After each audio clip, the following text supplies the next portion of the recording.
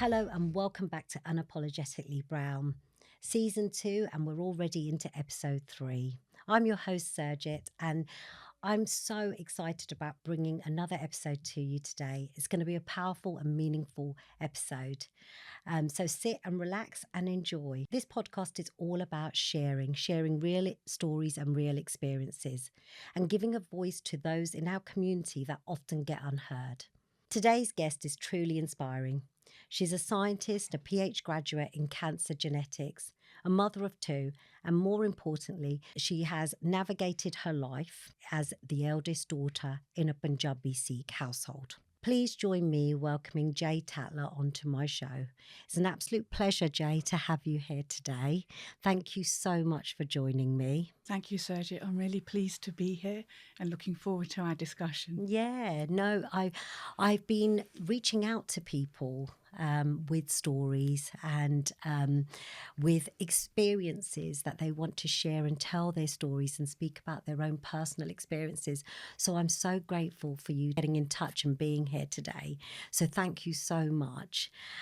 Let's start at the beginning. Let's get to know you a little bit better. Mm-hmm. Let's get the audience to know you a bit better.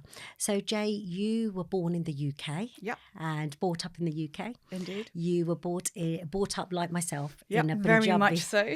Punjabi Sikh household. You are the eldest daughter of 5 siblings. 5 sisters, one brother. Yeah. Yeah.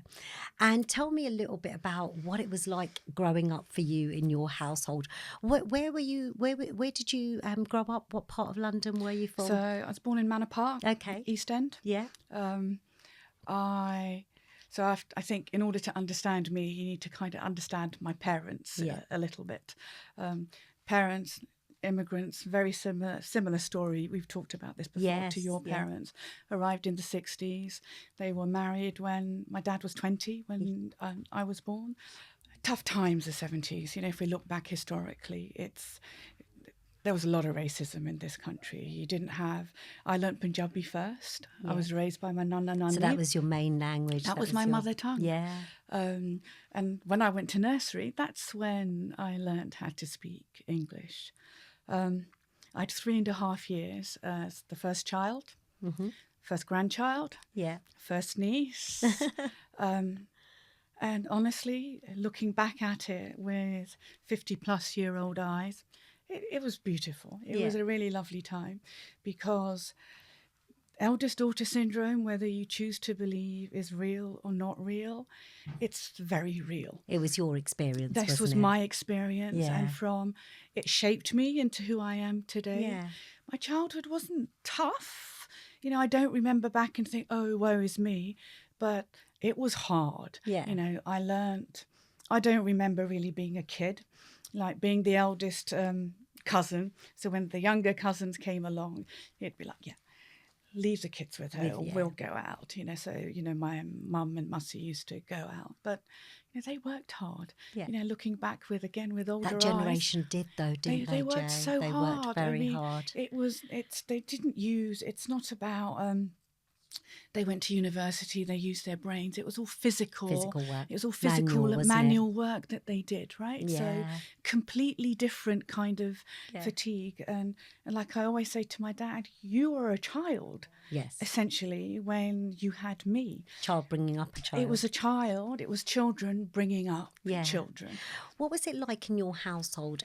Was it a loving household? Were your parents strict? Were they quite religious, your parents? Or were they quite laid back? They were neither religious, neither laid back, very middle of the road, somewhere in the middle. At that point we used to go to the Gurdwara. Our Punjabi culture is very important to us, you know, dal, roti, you know, if we had fish fingers and chips, you know, that was going that's going large, right? That was truly our treat. That was your treat. But they were neither, and that's the thing. They left India, they left the Punjab with what they'd learnt about raising children, how they were raised, and in all, I almost think that's where they stagnated for a long time. because they worked hard. Not only did they work hard to raise their children, Yeah. they worked hard to send money back home Yeah. to the my dad's parents. They were still sending money back They home. were still sending money back home. And if siblings got married, you have to you helped with purchasing of everything that comes with the wedding, right? Yeah. So very, very different times to now, but happy. I mean, I will say it was. I always say I am the mother that I'm not the mother that I was raised by. Yes. I'm the mother that I needed. Yes. It's how I raised my daughters. Yeah. There were hugs, but upne log aren't very They open don't, on. Of course they I don't. love you. I'm proud of Never. you. Yeah. You got 95%. What happened to the 5%? That was always True. It's like, can we celebrate this? But as a kid, you don't know any different. And that's the thing. You never thought you were hard done by because you'd play in the garden. You didn't go out. You didn't go. I didn't play with my friends. You didn't really. It wasn't the done thing. Yeah. So, like you said, I didn't know any better. I helped my mum. My mum became a machinist at home, which I think was very common in our community. Very common. My mum was the same, so I can totally relate to that. We'd be helping her she'd be sewing the dresses and she'd do the belts, and Correct. we'd have to help her put the belts, turn them right way round, those and put knitting them on the needles. Absolutely, right. Same story. You'd make the dresses the right way round, tie them up in bundles of 10, 20. Yes. So you were really an active part of the working family, right? In that regard, if I even think about getting my girls to work at that young age, it's like it just wouldn't happen. It wouldn't happen. Well, you'd be getting accused of child slavery, wouldn't you? Right.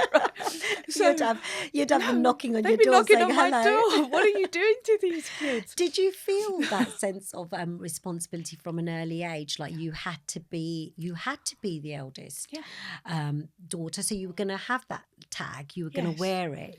That was it. Did it come with the responsibility of I've got to set the example, and your parents made that clear to you? I think it was always. It wasn't spoken of a lot. It was silent. It was the expectation, right? So you're the eldest. I was good at school, so I excelled at school. So there was me setting the example. It's like be good at school, get A's, and in your report cards, etc. Even if it was for music or art, which I was not interested in, and nor my parents, but you still needed an A in that. It was. Again, when I look back, it was just done. I helped my mum in the kitchen. My mum was. If my mother was here, she would say to me, she was sitting here. Yeah. It's like, you didn't do that much. You think you did so much, but in a young child's eyes, of course, it felt like a lot. Yeah.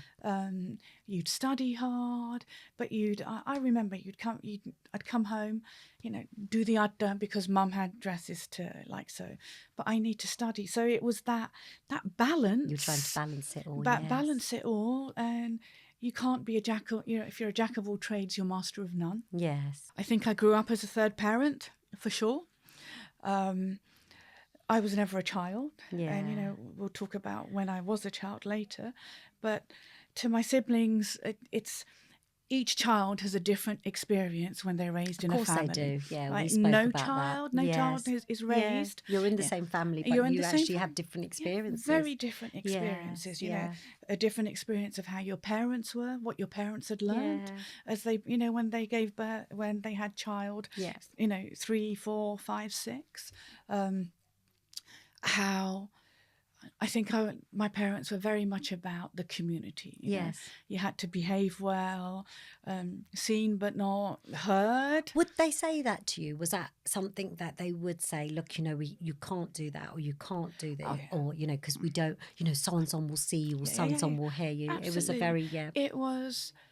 my favourite question was why. Yes. Right? Yeah, Why too. can't I do this? Yeah. You know, why can't I go to the cinema? No, apniya kudiyan, you know, We kudiyan don't nahi do kartiyan. that. Yeah. You would, I mean, I remember, we've talked about this before, coming home Yes. in my school uniform Yes. and coming home and getting changed into like salwar kameez. Yes, yeah. Right? My older sisters had to as well. And for me, it was very different, Yeah. but that's exactly what they had to do. and can you imagine the trauma of Yes. non-uniform day? Yeah. Oh Right? gosh, yeah. It's just like, what do Insect you day. wear?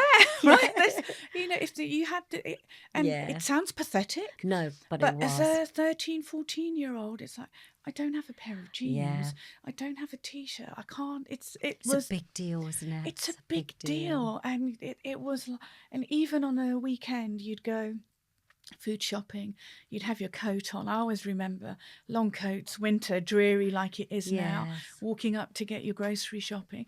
You have a salwar kameez on, and if you, God help you, if you saw somebody Yeah. that you went to school with, because you were, I mean, am I allowed to swear? You're a bastard of two cultures. Yes. You know, Yeah. you want, as a child, you want to fit in to what you, with your friends at school. Yeah. Right? But I went in with sarun da tel massaged into my hair with two plaits, yeah. right? Smelling of torka, because Yeah. that was, you know, how many times a week did one have a bath back in the Friday nights? Yes. Right? You'd get your hair washed, you'd have a bath on a Friday night, you know, one after the other. Yes. And that was what it was, you know, baldi in the bath, and that was how it was. Yeah. But then you'd come home and you would have to be, you know, my parents will say, you know, I was never a compliant child. I was always opinionated. Why? Yeah. Why? I didn't have anybody Yeah. to ask the why for me. Yeah. Right? So I had to be the one that asked the Yeah. why. But you had that voice, and do you think, even though you talk about being the eldest and it coming with the pressures, did you feel you had that voice because you were the eldest? Did they allow you to have that voice, and does that still continue now? I think when we were younger, if my siblings would say, I want to go do A, B, or C, and, you know, it'd be like, oh, you know, my parents will say, oh, this sibling wants to do this. What do you think? Is it a good idea? Consult you, you know, yes. they'd kind of take my... But I know my siblings would and still do resent that. Oh, do right? they? But that would not be...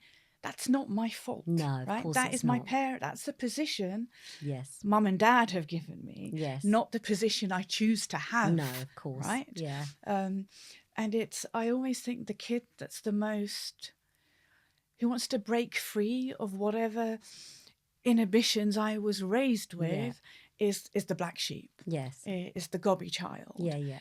So yes, I was mouthy. I would ask, why can't I do this? I want to do this. It's again, your sisters, you have brothers too, but when a girl is born, yes. Right? That's not your home, because you're going to get married. Absolutely. And then you go to your husband's family. But excuse me, people, the minute you go to your husband's family, they say to you, oh, you're an outsider coming into our family. Absolutely. So where is that daughter? Yeah. Where is that daughter safe? Yeah. Where does that daughter go to? Yeah, absolutely. Where she can be? I mean, this is, I'm getting emotional about it, but that is so important. Yeah. That they have, and this is, we live in it's a patriarchy still. Yeah. For me, and women need to have a safe space. Of course. And if they can't have a safe space in their mum and dad's home, where does that space exist? Yeah. And if we don't, and this just drives me insane. It's not even. These aren't tears of I'm not sad. Oh, yeah, These are tears of frustration.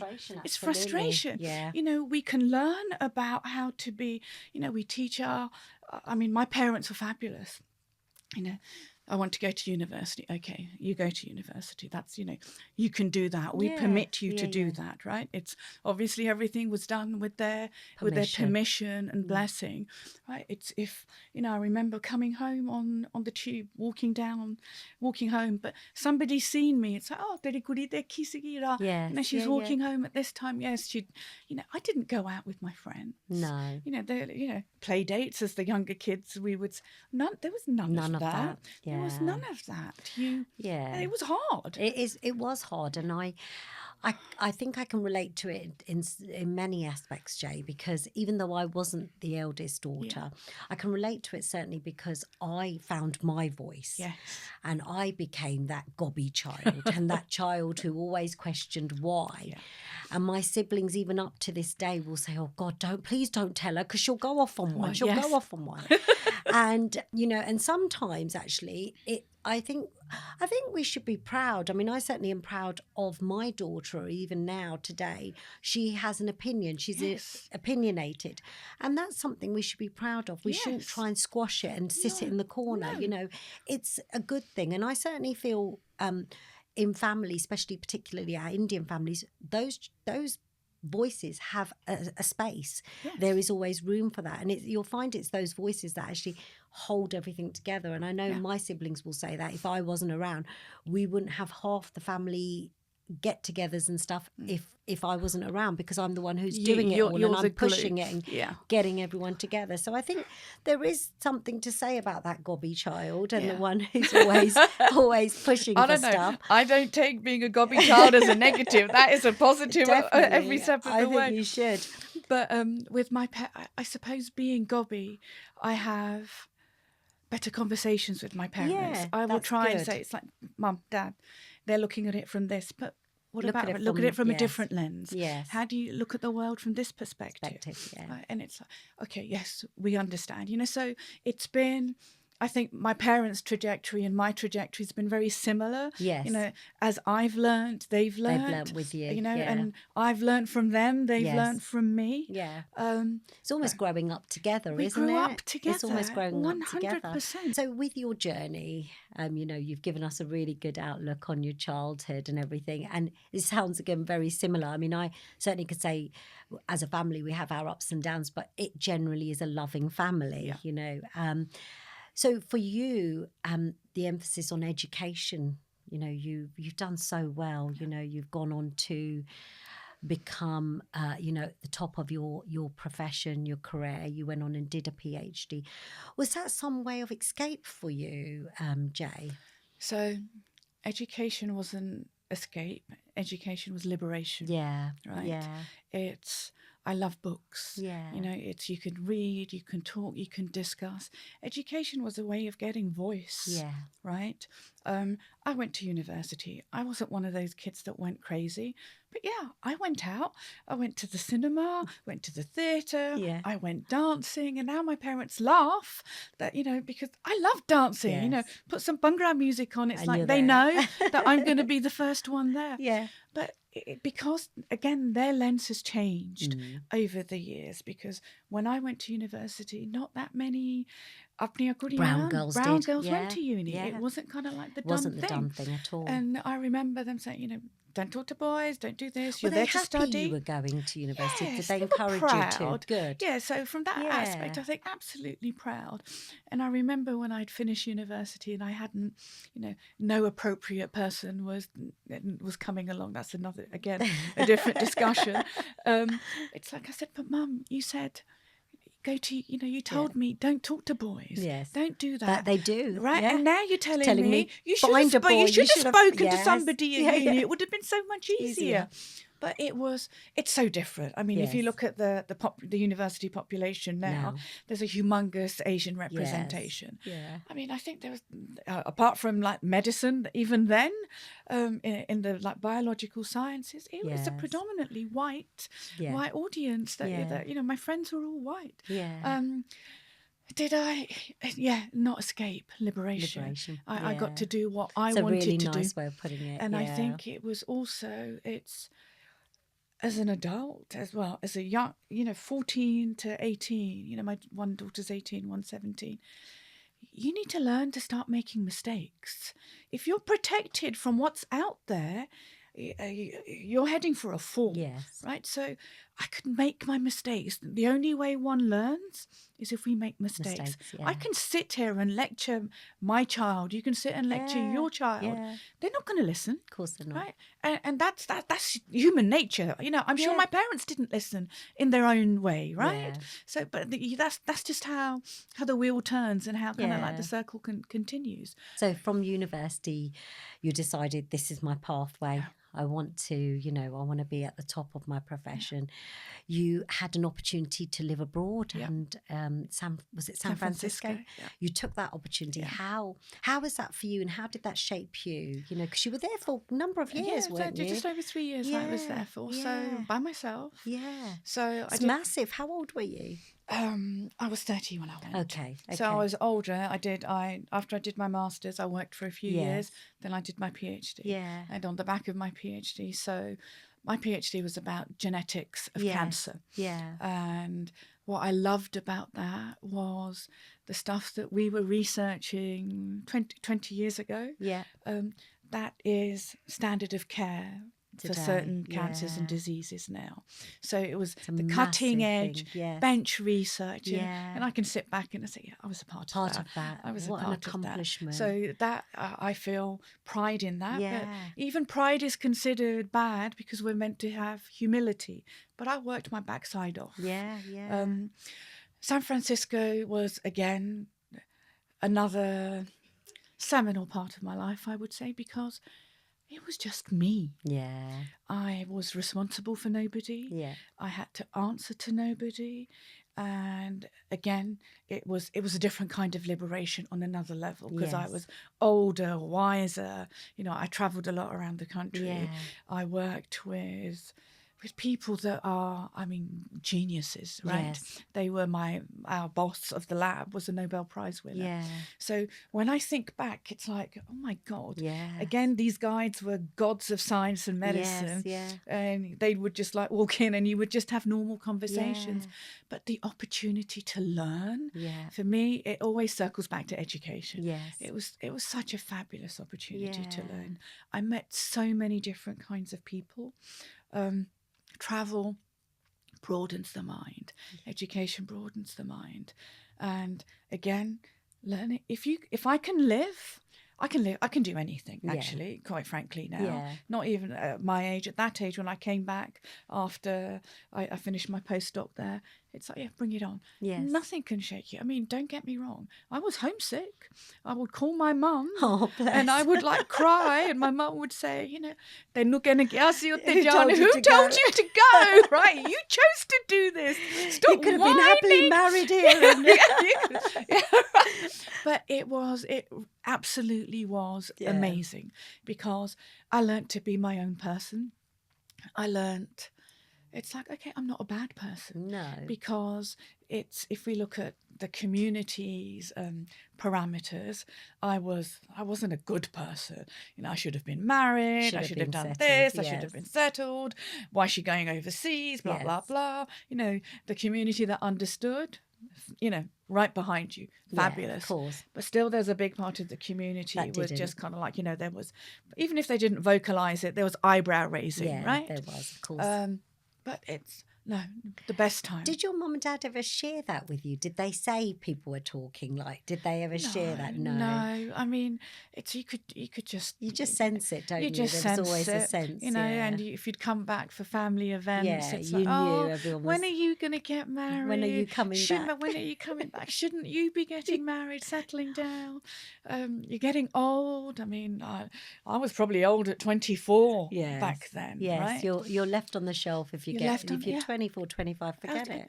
Back then, absolutely forget it. So that brings me nicely into the next segment, Jay, because that's what I wanted to talk about. So, you were this, sort of free, independent, liberated. You've discovered you enjoyed traveling.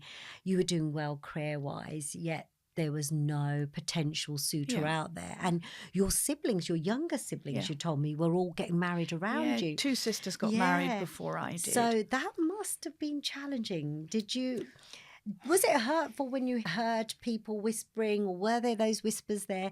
Did your mum and dad feel it? How? I'm sure my parents felt it. Because it's a big thing in our community. It's supposed to be in order. Everyone's supposed to get married in chronological order. And if it does, if it doesn't, there's something wrong. Yeah. But I think that goes back to me being that gobby cow that I was from young, right? Yeah. So I don't want to get married yet. I want to do this. I want to do that. Never the right person, never the appropriate person. Life's never I think one thing I learned really young, in your head, you have like a life plan, and it's plan A, and it's very linear. Life is not linear, and you need a plan B, C, Yeah, of D, course. E, so on and so on, Plans, your yeah. backup plans. But the naivety of youth always assumes, and I suppose the naivety of parenthood too, Yeah. this is what's going, this is what I did, and this is what, my kids will Yeah. do accordingly. But I think what my parents had to understand was, and I think they did up to a point, that how they were brought up and how I was brought up and the influences that I had were very different to the influences that they had. And I think their expectations were the same of, as was what, the same expectations as their parents. Yeah. Whereas I'm just like, no. Was it hurtful my sisters got married before me? How did you feel you sitting at their wedding? Did you think, oh gosh, Yeah, I mean, I will say that I sat when they got married thinking, oh, I know what every person in this room is thinking. But even if they weren't, that was how you were feeling. I was feeling at that time, and for me, this is important. This is about me, right? How I was feeling. I mean, my sisters chose to get married. That was their choice. I didn't want to get married at that point, and I wasn't ready. And I'm glad I didn't, because the journey that I had from 24 to 36 that's what's turned me into who I am today. Now. Yeah, absolutely. So Jay, in your field, you're a scientist, and you're coming across as so passionate about that, and I know that's what your work involves, and you're sharing those experiences with people in your field. Tell me a little bit about your role at the moment and what you're sort of doing in terms of that. So I spent most of my life in academia. Yeah. So, again, basic bench science, where you're looking at molecular targets for various diseases, and obviously the disease de rigueur is cancer. So I did that till the age of 36. And when I got married, I knew we were going to have children soon. Yes. And so I sidestepped into clinical research trials. Okay. So what I do is I obtain permissions for various pharmaceutical companies, medical devices, medical tech companies to run their clinical trials in the United Kingdom. Clinical trials are so important because this is how we get better, more effective medicine, right? I think clinical trials came to the forefront over COVID. Yeah. On the whole, I don't think our community knows too much about them at all. And I think there's almost a perception that you're used as a guinea pig if you go into a clinical trial. There's a lot of fake news around clinical trials, I would say, for sure. But I worked for multinationals for a long time, but I set up by myself 6 years ago now. Wow, that's what I do. But my main passion re clinical trials is. So medicine is being designed at a molecular level now, right? So your genetics are important. So in order for your genetics to be seen, my genetics to be seen, we need to take part in these trials. Because currently, and we've known about this for over 20 years, the data sets they're very clear. Medicine, all the treatments that are available are essentially designed for middle-aged white men. Yeah, of course. They're not even designed for women. Forget your ethnicity, your genetic background, and everything else. Males. It's mainly males that participate. That's everything, though, isn't it? Yeah, we go back to the patriarchy. It's everything, isn't it? So that's no surprise to me. No, and we have to make that change because we are doing, forget ourselves, a disservice, our children, our daughters a disservice.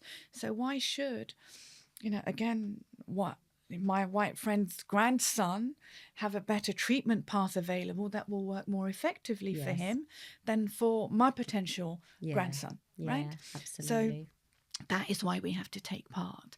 And I think we need to be more, use what we have. So that's the battle that that's the passion on the side, is raising awareness about clinical trials. We have to participate. It goes back to voice and education, right? We can circle back to the same things. It's so important. Are there are the generations you're seeing coming up, are they a bit more open to it? Or They are a bit more open. It's understanding it, isn't it? It's understanding it, and it's also our community is. It's like if one Auntie G has a particular opinion, this Auntie G has a big voice. Yeah. And it's like, thank you, Auntie G. But if Auntie G is giving you the incorrect information, and then my mum listens to her, but sometimes I think they need to listen to the people who are well informed rather than listening to individuals or YouTube or TikTok shorts or whatever. Sort of medical doctor in the way depths of the village that Correct. They still are. Yes. I mean, we still have them. We still have them, 100%. We still have them. Still, sometimes even I'm shocked at, well, what potion are you trying this week? Yeah. And it's like, well, so-and-so told me to try this. Yes. And what? It's like, and I always say, show me the evidence. Yeah. And that's my classic retort to my parents now. Who told you this? Where did you find this out? Right? Some witch doctor. And it is some witch doctor. And that still exists. And that mentality still exists. It does. We're quite closed to change, but that's human nature. Yeah. You're comfortable in what is familiar to you, so therefore you don't step outside of comfort zones and test the waters.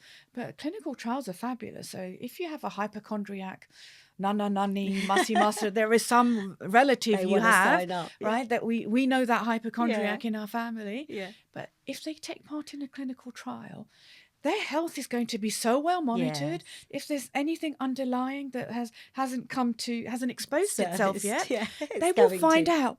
And it's like, okay, you may be here to test the latest diabetes medicine, but did you know you have a heart murmur, or this is happening, or that is happening? So it's actually very good to be in a clinical trial, right? Yeah. And 1 in 8 of us in this world are of Indian origin, right? We're a big number. We need to be part of to be part of that journey. Definitely. Especially when evidence indicates there's certain conditions that we are more susceptible to, we're going to get that, and absolutely. And it's down to, unfortunately, it's down to genetics and where we're from, I mean, some things like, diabetes, the coronary heart disease is another one. Yeah. But if we don't try to make it better, it's not going to get better for you. So why do you sit in a position where you're happy to take the second-class pill? And that's your own fault, right? Step up, sign up, go be that person. Yeah. And I think if you have one gobby person, be it you, be it me in that family, we need those gobby people. So what would you say to anybody, who is looking to sign up? How do they go about it? If they want to become part of a clinical trial, there's something they want, what do they do?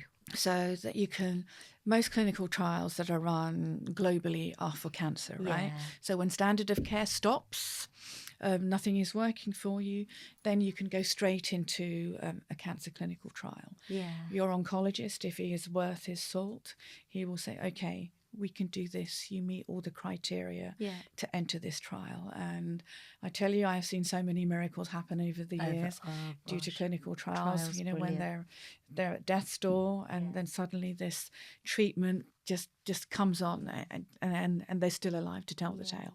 Okay, so that's one.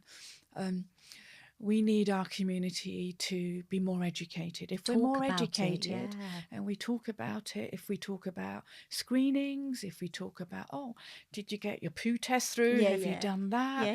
It's the cultural taboos need to be removed. We have to normalize the conversation. Nobody wants to live their last 10 years in a bad way, because we need more people in dementia trials, Parkinson's trials, Alzheimer's trials, because everybody is impacted by these illnesses. Definitely. Not just the person, but the family and the carers that exist around them. But there are fabulous websites. Let's make use of WhatsApp. I mean, I do a lot of work in the awareness space of clinical trials, and we're coming up with solutions that will make it better. We had the 10-year cancer plan that was released last week. Oh, brilliant. Which were by the NHS. It was all over the media, but they've talked about what they want to do. Yes. I need to know the how one implements these. Yeah.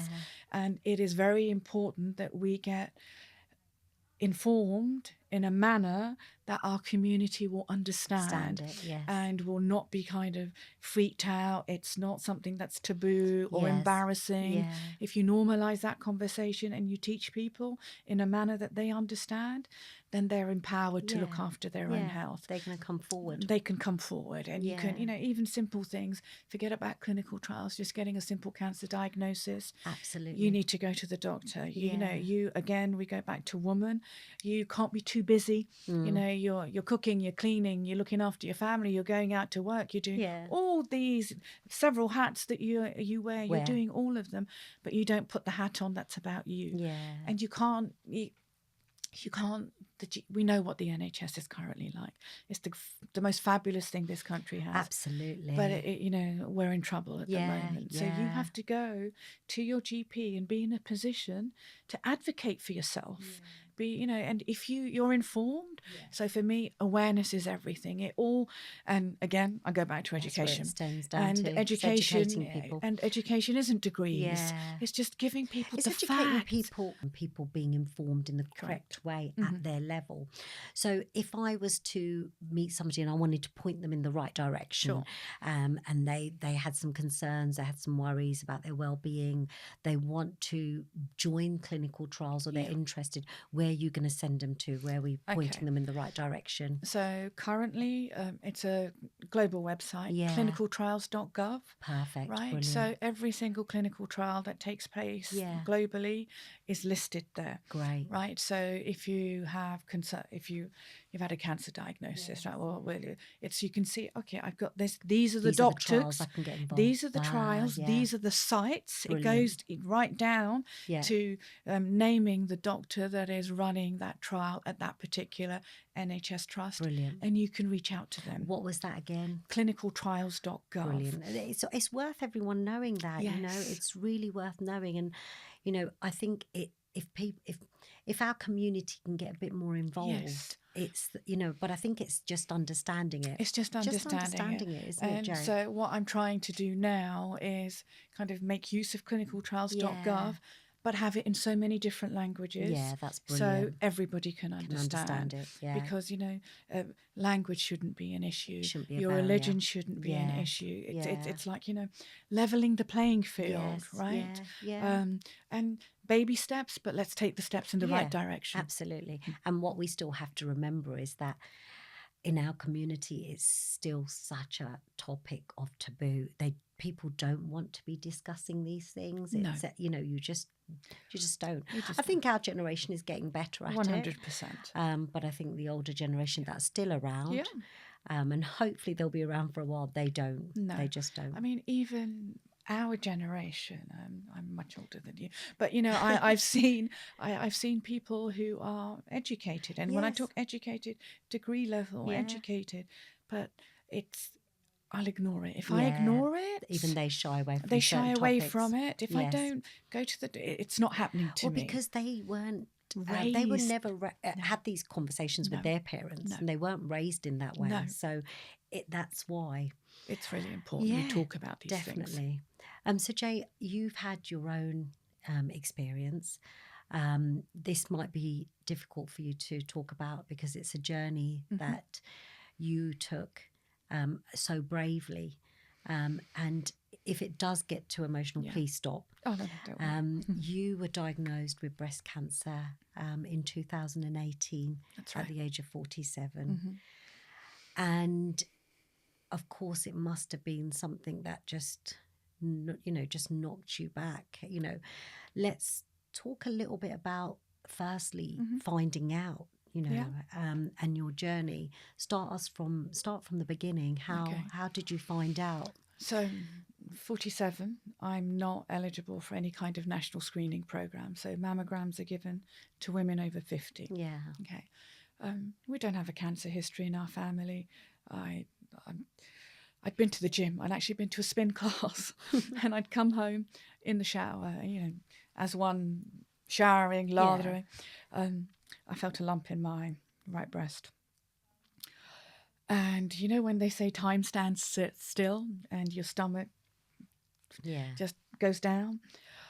Time stood still. I was just, the water was literally circling the drain. I could just see it.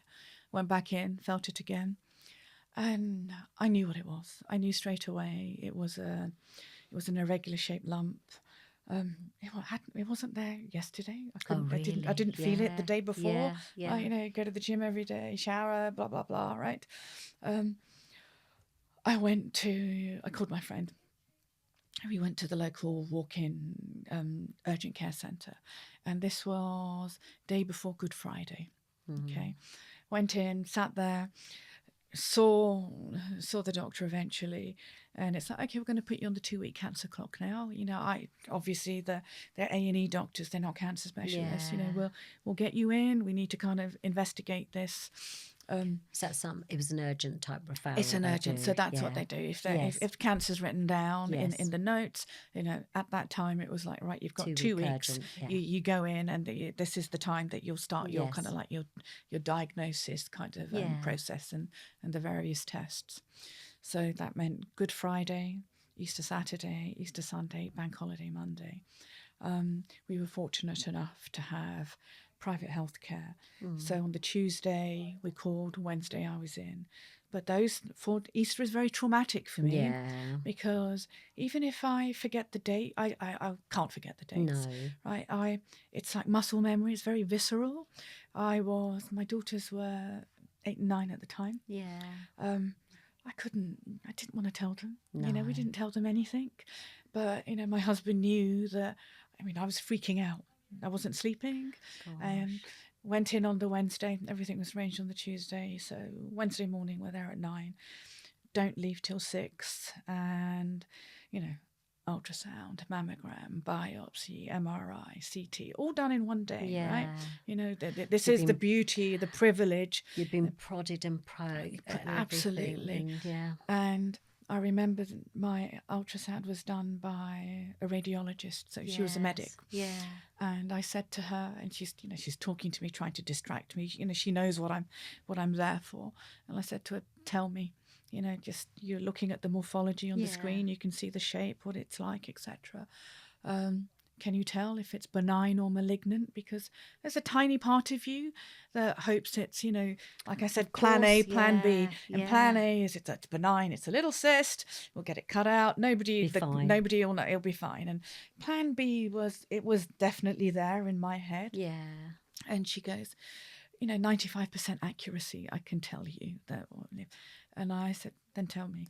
And she goes, you sure? And I was there by myself. My husband was outside. And she goes, it's malignant. And she goes, that's not the only one. The more aggressive tumour was underneath that I couldn't feel. So I always think I'm blessed that I felt that when I felt that. So what went from the potential cyst removal, because that was the best case scenario, went to the worst case scenario, stage 3 breast cancer, lymph nodes were impacted, mastectomy, 16 cycles of chemo, 4 surgeries, 15 radiotherapies, and I am now in year 7 of tamoxifen. So I'm still on active treatment. And it's a lonely path. Yeah. It's really difficult. You find out who the important people are in your life. My driving factor was my daughters. Of course. Telling them, I think, was really difficult. Yes. Did they understand it? They were very young. They were very young, but the one blessing they had was having a mother who was a scientist. Yes. Right. So they'd held human siliconized organs in a scientist way. So it was like, mummy's got a lump, cells are growing out of control, we need to get rid of it. And my eldest daughter, my pragmatic child, was, okay, mummy, I've seen the cancer leaflets and the letters lying around the house. Do you have cancer? It's like, yes, mummy has cancer. It's that word, isn't it? It's just the word. The association with it. But my younger daughter, she was so small. She said, but people die of cancer, Mummy. Oh. And then all I saw were these ads for funerals Yes. on the TV. It's They amazing become what more comes obvious, don't into they? your that you just missed, just goes Yeah. over your head. Yeah. But it's like, oh my God, I'm going to die. I need to organise my funeral. Oh, So, gosh. but they knew about these things, Yeah. and we talk about these Openly. things. Good. We are very, very, even like before BC, Yeah. we talk about life, death, diseases, Yes. and it was. I mean, they were so brave. They must have been. I know I've traumatized my children in a way that no mother ever wants to traumatize them, because as a mother, you're a rock. Yeah. Right? My mother's still my rock. Yes. In that regard. But I was treated as a child for the first time at the age of 47. My mother dressed me. Yeah. She held me. She fed me. You never pay that. I can't pay that debt off. No. One of my friends, Tia, she came to every single chemo with me. Yeah. I didn't want my husband there. I didn't want anybody there, because chemo is dark. Chemo is ugly. Chemo is essentially poison. Yes. That you put into your body to kill the cancer cells, and will kill your stomach lining and your everything hair. else. Any other cell that's proliferating, that gets impacted as well. I was a pain in the backside patient in that regard, because I knew too much. Yeah, that's the disadvantage of being the scientist part of you. It was really, really hard, but my oncologist appreciated that, and he would always give me data, papers, statistics. He knew what worked in my head, but that also made, when the chemo nurses, God bless them, they were the best. They knew what I wanted. They knew if I was in a bad way, just leave me be. If I want to cry, let me cry. Yeah. But it's... Jay, what was the scariest part for you on your journey? Not knowing from the minute chemo started, so that was like a 8-month process. If I was going to live or die. Yeah. And there was... Was there a moment where you thought, no, this is just, that's it? Can you pinpoint something, an event or something happen during the fear? During your journey. I mean, there must have been many. There must be many low points. Yeah. The fear would come at night time. Yeah. Because you can't cry in front of your children. Yeah. Like I say, it's a very lonely place to be. And even though you're surrounded with... I was surrounded by lots of, my family, friends. I knew who my village were. I found out who the good people were in my life. And I let go of a lot of bad people. I will not lie. Yeah. There were many lessons learned. But the thought of... I've always had faith. You can be spiritual. I have faith. We're Sikh. I never used to go to the Gurdwara to ask for me. Never. I was really close to my nana, and when my nana was ill and I would go ask, let him live longer.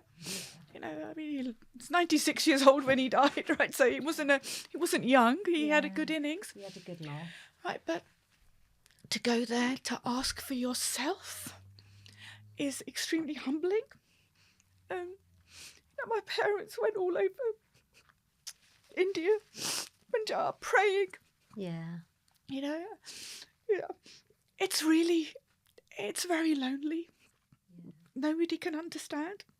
And they see me like this now, and they think I'm fine. I will never be that same person. That person doesn't exist. Yeah. I'm strong as hell. Yes, but you are, and it's hard. Yeah. That expectation of strong that you've been raised with, it's really, really difficult. But do you feel that strength is what's allowed you to get through it? It's that strength. My childhood shaped me. Yeah, having daughters shaped me. And I want to see them grow up. Yeah, of course. I want to see everything. That's the desire. And you've got to get your strength from somewhere. You get your strength and from you get your strength from looking forward, but also looking at what you've already been through and what your life has already been. Going back to being the eldest daughter. The syndrome. it was tough. It's tough. And you probably didn't even realise how strong it was making you. No, you know, you don't. We don't see these You don't things, see do that you? as a kid. We don't see but it. You appreciate it because you think I am who I am and able to get through what I'm going. Hindsight is the biggest luxury we have as human beings. But I think the other thing, I think of death every day. Yeah. You know, God, you're more morbid than I am. Right? But death isn't bad. We're born. No, I say, gosh, I can't wait to be reunited with my dad. We're going to have such a laugh, such a laugh. It's the next, it's the next stage, right? You know, in Sikh they don't say Maria, pure hoye. Absolutely. You're completed, right? So Yeah. you're completed. Yes. So from that perspective, you know, we need to talk about death more. Yeah. You know, my daughters know. You know, we talk about D&G in my house, and it's not Dolce and Gabbana. I'm not coming to yours if you invite me. If that's all we're talking about. But it's dead and gone, right? So they know what I want. Yeah. You know, death is a natural process of life. Yeah. I just didn't want it to happen. You don't. Of course you don't. Nobody wants to go. Nobody wants to go for that. Yeah. But it's you know, we laugh about. Oh God, it's like you've changed your music again, Mummy. It's like I like this one more now. Can we take that off the list? So it's again, it's normalised. Yes, yeah. It's normalised the conversation. I'm so much closer to my parents. Yeah. You know, I know when I were you able to talk to them freely about it? Were you able to tell them? I mean, how was it when you told them? Telling my parents was probably just as hard as telling my daughters. Yeah. My mum goes, don't worry. Did they understand? They understood, and I said, you know, Mum, this, you know, I sat them down and said, I couldn't do this over the phone. No. Right, and I said, this is the path, right? This is going to be the journey. You can accept it. Or you can say, gosh, you know, it's okay. Everything will be fine. You know, the usual ostrich syndrome that you have when it's dark news. I said, but this is what's going to happen. And, you know, my dad, they were so upset. It's hard. Because their life. It's their life. Yeah, you know, I know it just comes crashing down, doesn't it? I know how I would feel if it was my daughter, if it was my child. Yeah. So from that perspective, I understood what they felt. But, you know, my dad would be like, you know, my parents never used to call me a lot. I always say to them now, you never called me before I was ill. You know, it's like, but you call if you need something. You know, we have, that's the kind of relationship we have. And it's like, you know, you're fine. They know you're okay. the one child that we never worry about in that regard. Yeah. And then the phone calls. And then it'd be like, what did you, every day. Now I call them every day. Oh, that's right? nice. We call them every day. Nice. Now, there are more I love yous, and it's like, you know, you can't make up for the I love yous that I didn't get then, but I appreciate them now. But you know, I'll call my mum. They've changed. They've changed. They've seen a different world. They've learned along the way. They followed you with you on that journey. They've been through it with you, and it's that hard. experience has changed them. I know. Yeah. I called my mum on Friday. I've had a hard week. Like, I'm just tired. It's February, and it's just tough. And sometimes January, February. It's real that nobody talks about the side effects of tamoxifen. You know, my bones hurt. Yeah. You know, I have brain fog, and for a job where I need to use my brain fog is it's not a good thing. You're on that now for how long? 10 years in total. Wow. I started year 7, and I will go see my oncologist next month and whine and cry to him, and he will say, look at this paper, this gives you, and then I'll go, okay, fine, let's go again, right? So you keep going, but the journey never ends. No. It just, I mean, is there that big fear that it will come back? Oh, you live with that daily, but that's how okay. How do you manage that? I accept it. Yeah. Because if you don't accept it, you're using emotional energy on something that you can't actually change. Yeah. We need something on our death certificate, right? You have to be pragmatic about it again. It's, you know, like I said, it's everybody has something on there. Absolutely. I accept it. I'm not angry. No. I'm not bitter. Were you? Did you go through that? I went through anger. Everyone goes through those emotions, don't they? I went through anger a lot, but I didn't ask why me. Yeah. Because why not me is the better question one should ask, right? Why do I deserve to not get it? Why am I better than? And I think even now, even if I'm having a crap day, and we all have them, I never think of the people better off than me. I think of the people that are worse off than me. There's always somebody. There's always somebody that's going through a harder time than you are. Yeah. I'm still here. Right, there are so many people that I've met along the way that aren't here. Oh, really? Right, they're not here. Gosh. I'm still here, but I walk outside in nature a lot. I exercise, but nature and exercise, positive mindset. I mean, there's data there now that tells you that you're likely to survive better, survive longer if you have a positive mindset. Yeah, definitely. It doesn't, it's not going to get me anywhere. Mind over matter sometimes. It really is mind over matter. And you really are a positive person, Jay. I met you for the first time, and I honestly, the positive, you ooze it. Thank you. I don't always feel it. And it's good, but you have to be. Yeah. And I think it is a reflection on your strength and your character and who you are, and just being here today and being that voice, because people are hopefully going to be listening to this and they may be experiencing something similar. They may have concerns, they may have worries, and if we can show them that, look, you can say, look, I'm a brown woman who went through this, and look, I'm here. Absolutely. I think that's so important, because you said something really interesting to me, and I really thought about it, and I was asking everybody around me. You said, I had breast cancer, and in our Punjabi culture, there isn't even a word for breast. Tell me a word for breast. And you're so right. And I was asking everybody. My husband came up with some funny ones. Yeah, we've all done those. I won't repeat.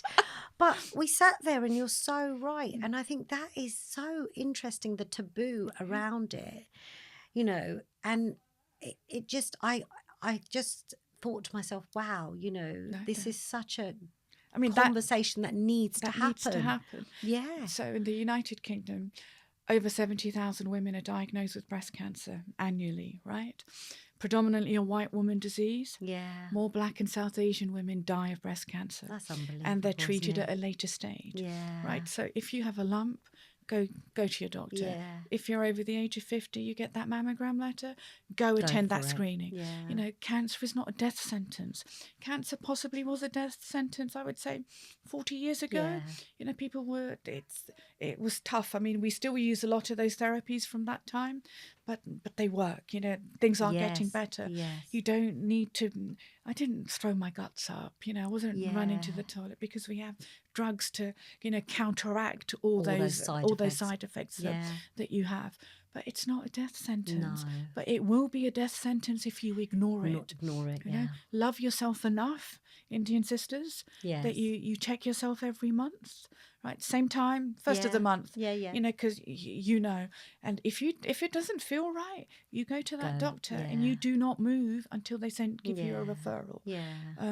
So important. It's I had my important. letter come through for my screening, and it's in a few weeks' time, and I'll be going. And it's so important that we need to take this almost shame factor out of it, don't we? And it's the same for men. It's the same for men. Talking about prostate cancer. Why is there an element of shame? It so exists in our community. It does. And it doesn't, people need to talk about it.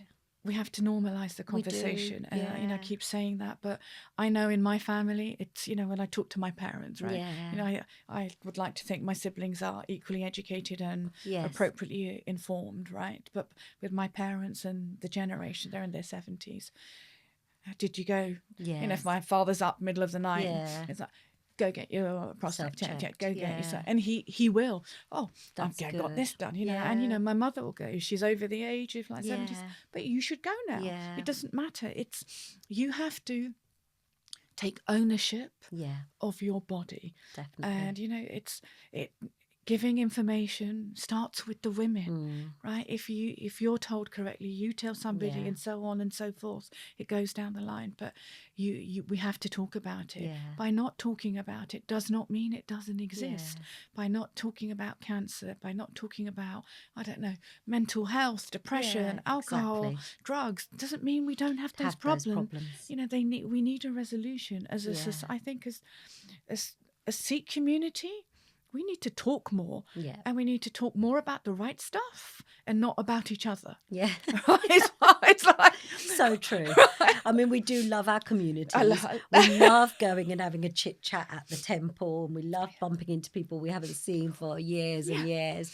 But we don't talk about the right things. You're so right. We don't talk we spend about... a lot of time talking about. But that's other okay too. Yeah. But let's dedicate a bit of time to the important things. Let's use the Gurdwara. You know, the Gurdwara need to be more open to having these difficult conversations. It's interesting, And, you know, again, I go back to the patriarchy. Yeah. You know, the majority of Gurdwara are run by men. Yeah, of course. Right. And you, again, our community, the Sikh community, the female Sikh community, need a space. Yeah. You know, that's the whole point of the Gurdwara. It's our community centre, right? That we can get together. Why can't we learn from each other and learn the right facts, and not from the witch doctor in the bend who's dabbling nonsense? Absolutely. No, I totally agree with you.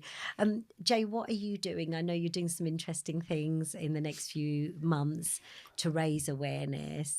Give our listeners some information. What are you doing? And you know, where can they find you if they've heard you talk and they, you know, they want to contact you, they want to have a chat with you, or they want to find out a bit more about what you're doing, because you really are a voice. And you really are, you know, an important voice. It should be heard, and you're raising this awareness, fantastic awareness. Tell us a bit about what you're doing. Okay. So firstly, if anybody, you don't have to be Asian, you want to talk about breast cancer, you don't know what's going to happen at your mammogram, Instagram is just my name, Jay Tatla. Very easy. Brilliant. Come message me. I've spoken to so many women who have, you know, messaged me, and we've resolved, and their path has been smoother because they've had the information to empower themselves. I do Vaisakhi Mela this year. Yeah. Please come to Trafalgar Square. We are going to be there raising awareness for all kinds of taboo subjects in our community. Do you have a stall there? Yes, we will. We have one this year. I do a lot of work with Negretta Radio over in Ilford. Okay. We'll be doing a health roadshow there. Date TBC. Okay. But it's that radio community. You know, I would love the radio community to become part of the message spreading, because so many of our community do actually listen to the radio. Of course they do. Likewise, you know, to the Sikh channel, I will say, you know, the next couple of months is going to be a media blitz in that regard. You know, let's talk about it. Let's make this normal. Yeah. Let's give you the power and the information to live a longer, healthier, you know, better life.